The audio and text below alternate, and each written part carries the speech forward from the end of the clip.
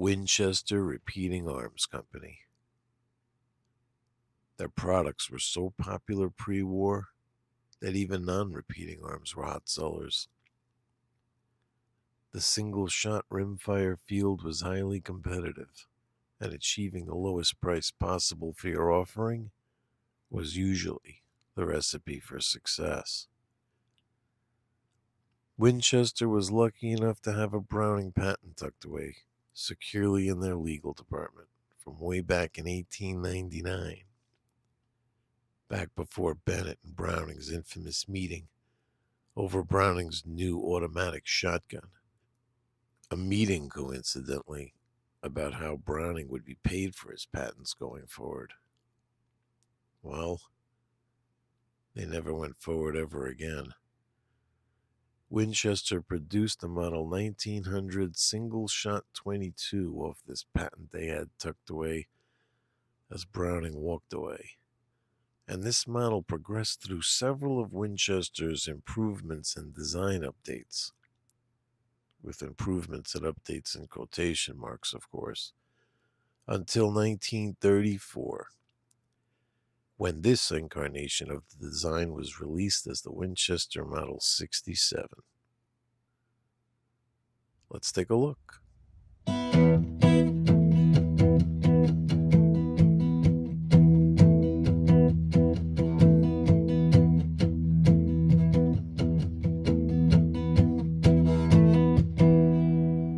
Milsurp Garage.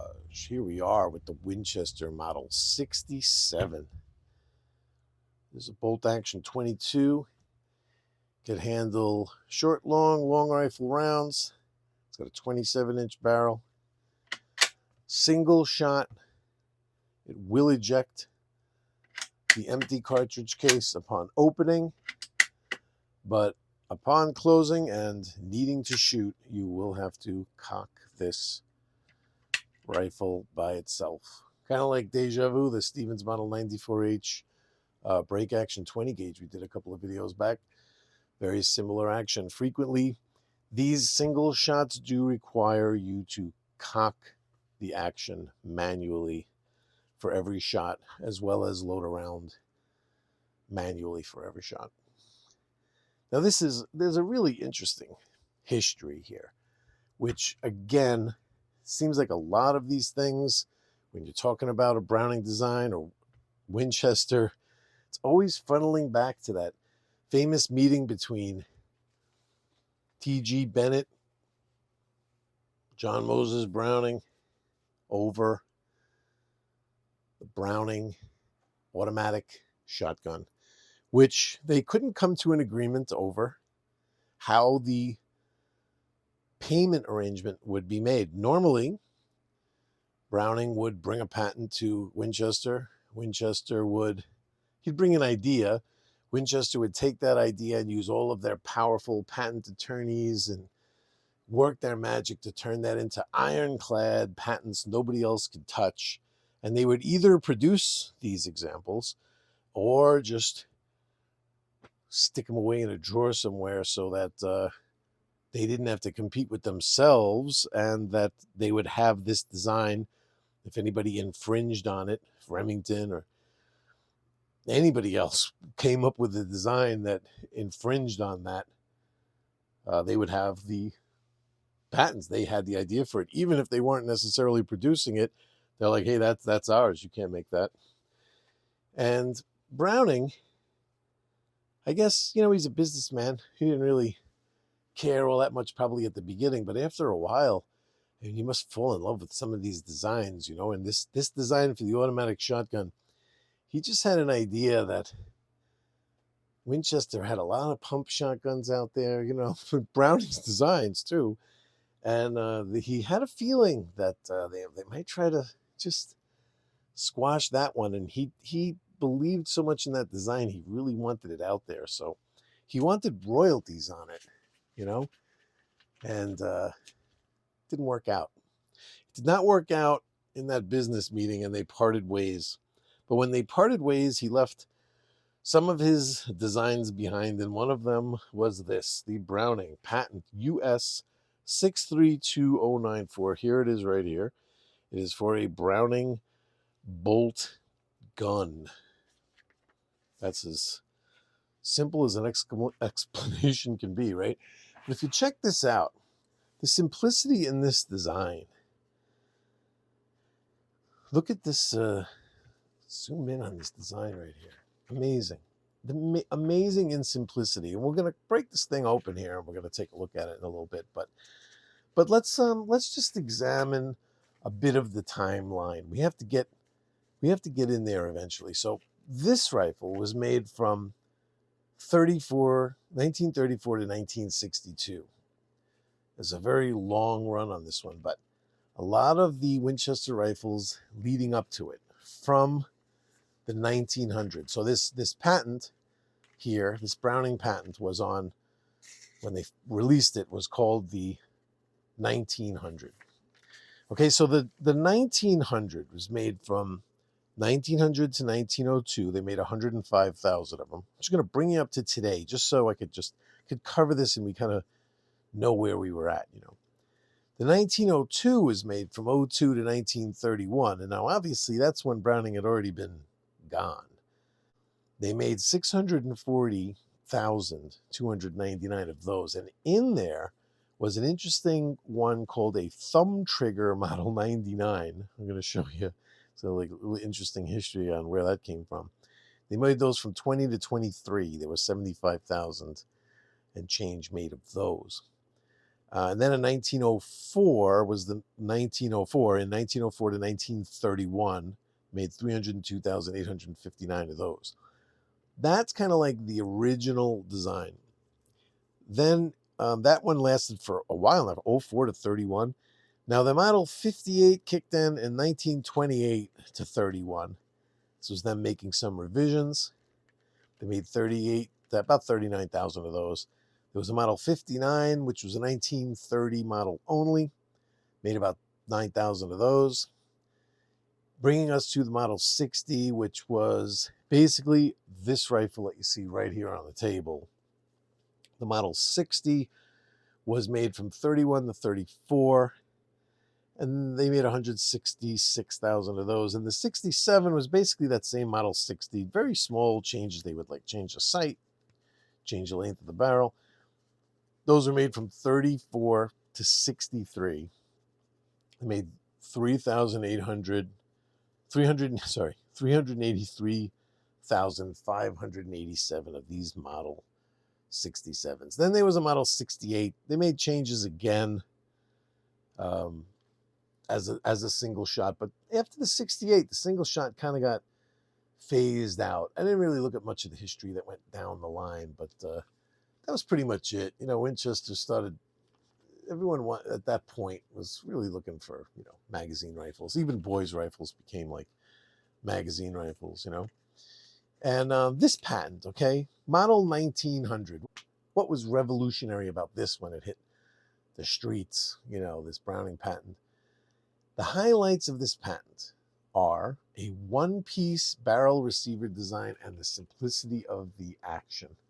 The single-shot 22 market was very, very popular. There were a lot of models that were coming from overseas. There was a tremendous amount of competition from the turn of the century, all the way up into the 60s. And Winchester did have a Browning design. It was the Model 1885. Here's our example right here. This was a 22 short falling block action. I mean, this thing is awesome. This Winchester loved this thing, and this was one of Browning's original designs. This is an 1889 example, and this is the old school Winchester octagonal barrel. I mean, that's the history of where the Winchester single shots came from. So when this 1900 came around, it wasn't like it was anything new for Winchester to have a Browning design like that. But when he left, they kind of felt like they had to make it theirs. I kind of get that feeling. So in my patents right here, I'll show you some interesting stuff. So here's the Browning patent. Now what's interesting is right away, so this application was filed February 17th, 1899, and this was granted August 29th, 99. See how fast? A lot of these patents, you see, it takes years to go from applications to when the patent is granted, but these Winchester guys, they had an inside track. They would get these done fast. Now look, this is a T.J. Bennett patent. The application was filed April 3rd, 1889, right? 2 months after the Browning patent was filed, and it was granted the same day. The same day the Browning patent was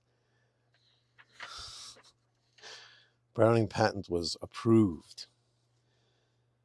In the T.G. Bennett patent, it says, more particularly, my invention relates to an improvement upon a certain gun forming the subject matter of an application for a patent filed by John M. Browning, February 17th, 1889, serially numbered 705-793. Now, don't get confused with serials, because you go like, oh, that's not the patent, but it is. You just have to, you go in here and you look at the serial, and you can see that the serial there is 705, 793.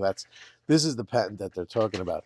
So Bennett is even saying in here, this patent is related to the Browning patent. What did he make? Well, he basically took the piece that we see in here that we're going to look at in a minute, this piece right here that ejects the rounds and kind of controls what's going on in there. And it's also the sear. It connects to the trigger. It kind of does everything. I'm going to show you how simple this design is. But you see this piece right here, all Bennett basically did was take that piece and extend it. So it's extended right here to a where you could press it with your thumb.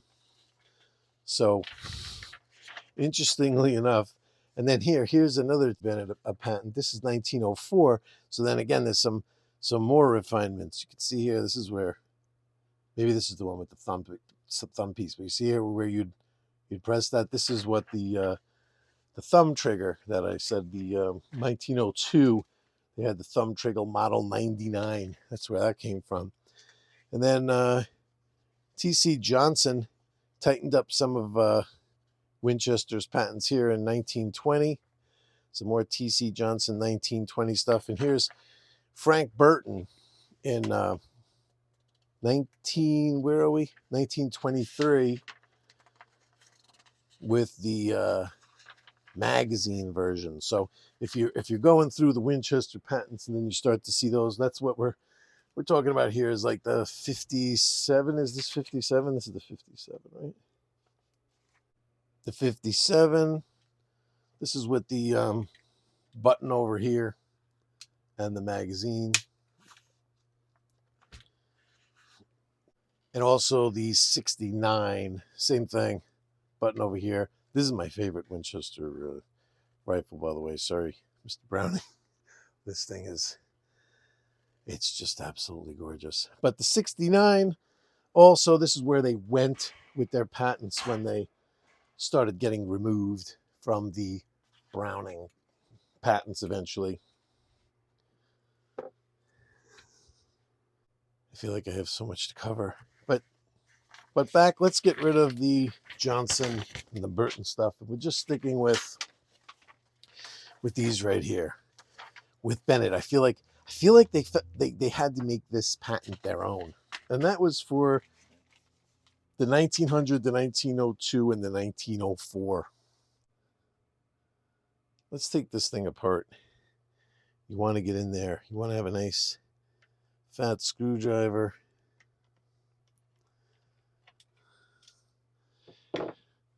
These screws are often all buggered up, and you probably just want to crack it with your screwdriver and then do it manually by hand with the bit. This way, you know you're not going to do any damage. They knurled the edges of this, so once you get it. Now watch how it comes out. Normally, when you do this, you see it's starting to come, right? So normally, this trigger would come out, and the mechanism, you would just basically leave behind a trigger guard and a hole, and the whole trigger mechanism would be attached to the receiver. But no, look what happens here. You don't just pull straight out. You actually slide this back. Slide this back and out. Here we go, backing out. Maybe if we pull the trigger a little. Are we all the way out? It's hanging up a little. There we go. Sorry, it's not backing out. It's forward and out. I think I didn't break it. It's forward and out because that slot right there fits into that piece that you see right in there. That's what pulls the trigger. This is basically, so the stock is a screw. Okay, you have a screw here. The trigger guard that's screwed on here. The trigger itself, the trigger is this whole piece right here with this part that's going up and down, and a pin that's through the stock right here that's pivoting on. That's simplicity right there. And this pulling down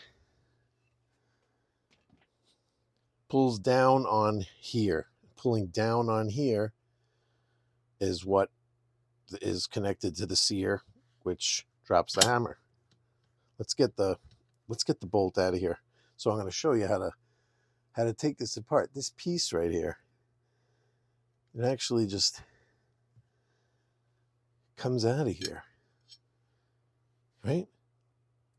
This is the simplicity of John Browning's design. Now forget about the sight. I'm not going to count sight pieces, but what do we have here? We have one spring, which is just a piece of metal. It's just a straight piece of spring steel as a spring.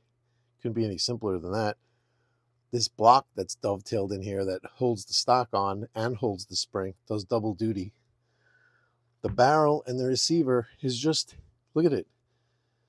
We've seen this simplicity before. It's just one tube. The barrel is the receiver, is the barrel, right? That's the ultimate in simplicity. And then this piece, it does everything. It's the sear, it's the extractor, it's the loading. It's like a loading gate, kind of like an arm. You put the round right on that when you feed it in. Pulls the round out when it ejects. And pressing down on this moves this thing to, release the striker in the bolt. And yeah, there's a little safety on here too, which is kind of cool. Kind of like a 1903 flag safety. So how do we put this back together? Oh my God, it's simple, right? So this piece just kind of goes right in here. What could be simpler than that? And you can see it's like spring loaded on here, right? The bolt comes right back in here. And yeah, I know I could take the bolt apart. It would get a little bit more complicated, but.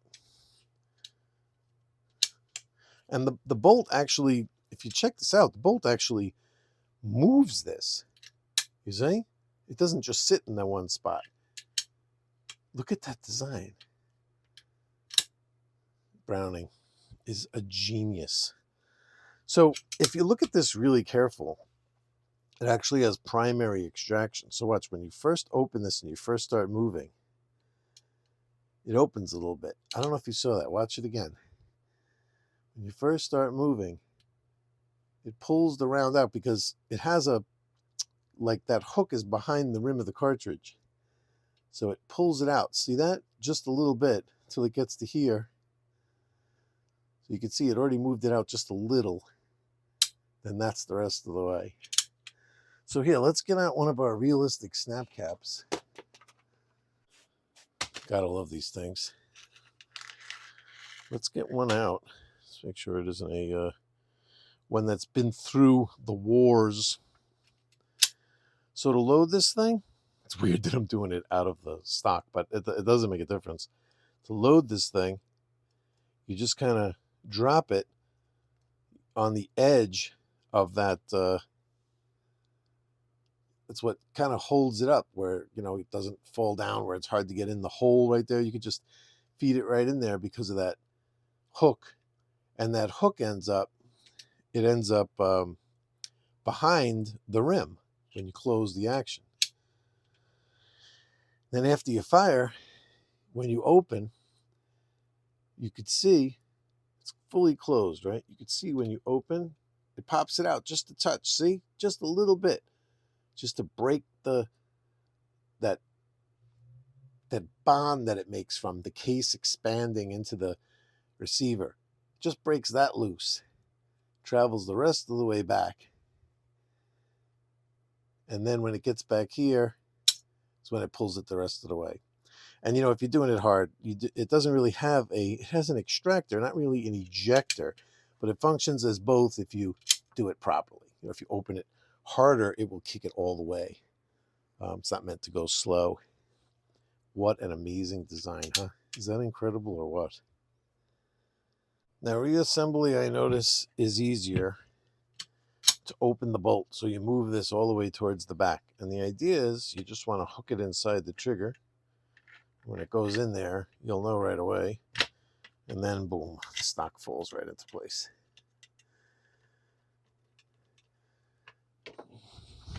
And you want to kind of feel it. It'll kind of auto-locate, kind of like how a lug nut locates the rim into place when you put a tire on. And that's it. You want to just kind of turn it till it stops. That's how I like to say it, because it's true. You just turn it till it stops. So here's the safety. Has to be cocked for the safety. And it's just this cool flag safety that comes up, like I said, kind of like 1903. Definitely does mimic the 03 well. Oh, and the bolt will lock when it's cocked. Pretty interesting. That's Browning's awesome design. So you might kind of wonder, how do I date this thing? Dating some of these rifles is simply having some information. That's all you need: knowledge and information, research. If it has enough of a following, there will be documentation as to different types of things, different types of little options and little variations where you could narrow it down pretty close. So even though the dating, these were manufactured from 34 to 62, I was able to knock this down all the way to one single year, 1937. How do I do that? Okay, let's just start off with one piece of information I learned was that the flush takedown screw kicked in after 1937. So only the 34, 35, and 36 rifles had the non-flush, which was kind of like a button that you'd be able to grab, a knurled button you could grab and turn. 37, they made it flush. So now I could date this one from 37 to 62, right? All right. The chrome bolt, the chrome safety, and the chrome trigger. These were all pre-war. So that's 1937 to 1942 now. We have it dated. Now, Winchester was purchased in 1931 by Western Cartridge Company. Western Cartridge Company added a division of Western Cartridge Company underneath the name, the Winchester name, after 1938. Even though they bought it in 31, they didn't touch anything until 38. They added that, a division of Western Cartridge Company. And as you can see over here, we do not have that. We just have Winchester Repeating Arms Company, New Haven, Connecticut. That's all we got here. So if that kicked in 38, there you go. We were from 37 to 42. Now we're from 37 to 37. 38, it would have had that writing on it, that division of Western Cartridge Company. And if it was 36, it wouldn't have the flush takedown screw.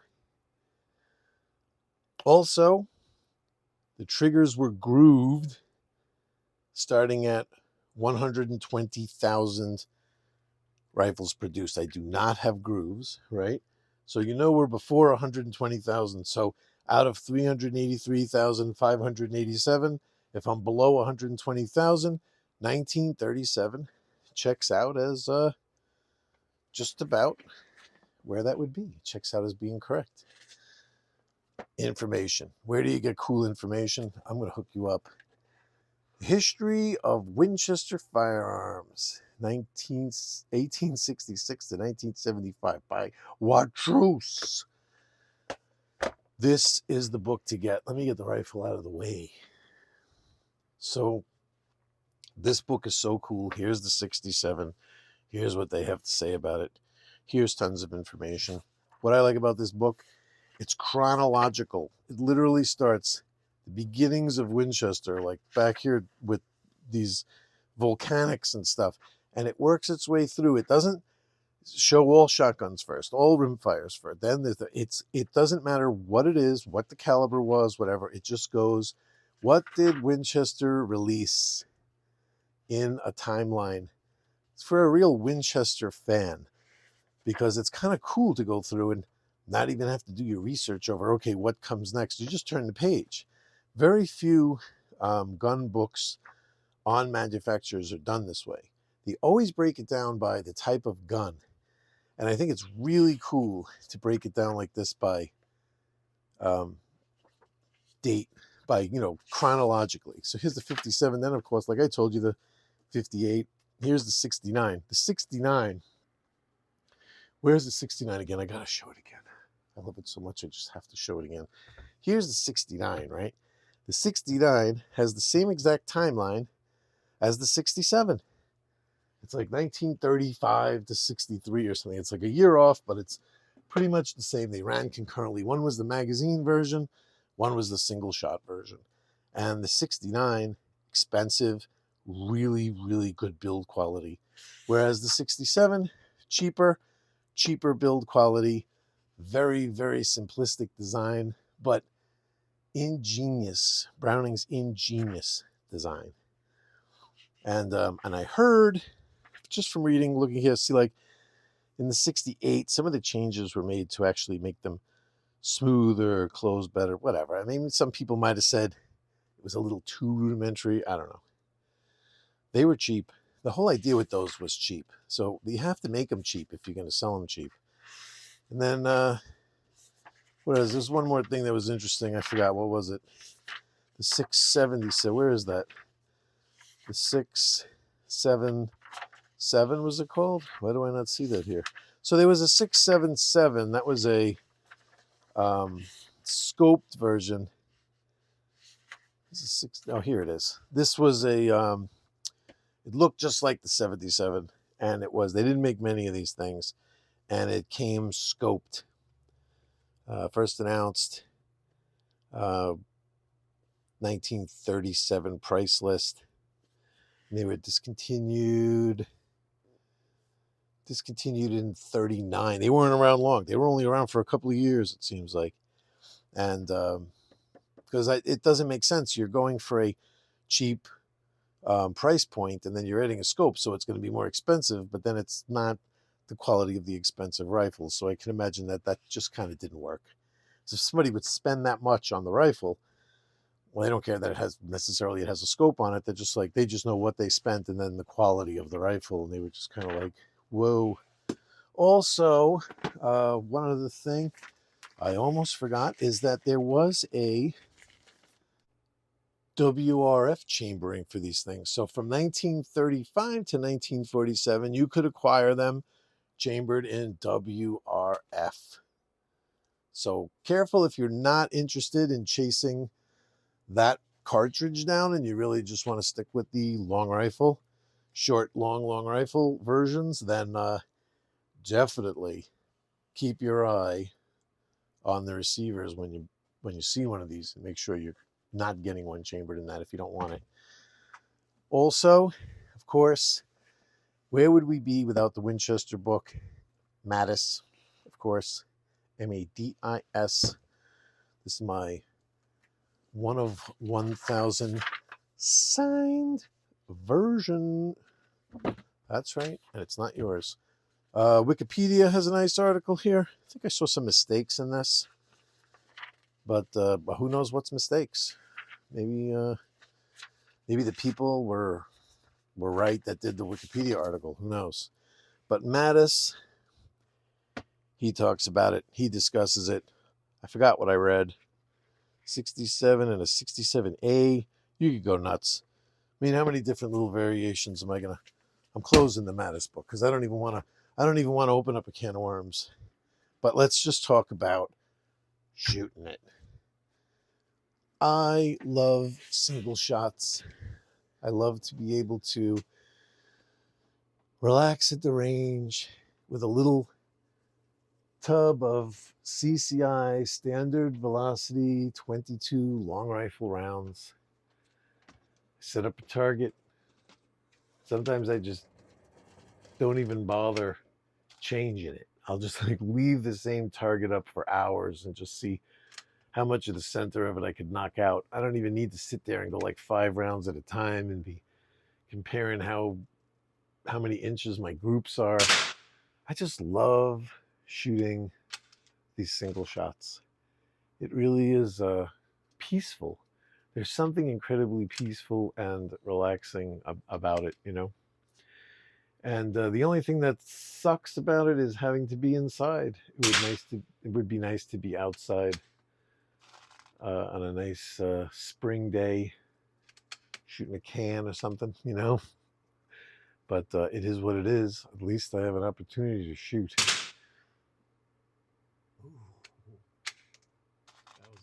And I love how relaxing these 22s are. This one, it's easy to load. The bolt feels smooth enough. It ejects the round pretty confidently to get the brass out of your way.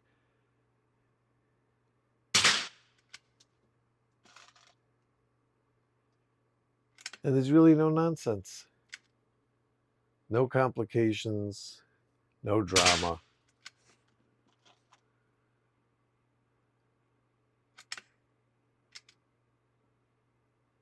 Sight looks good. Length of pull is perfect. Feels comfortable.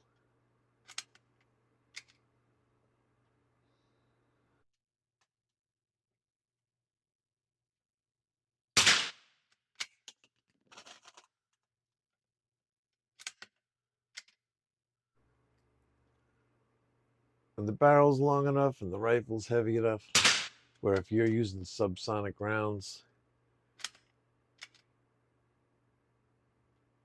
the report is pretty quiet.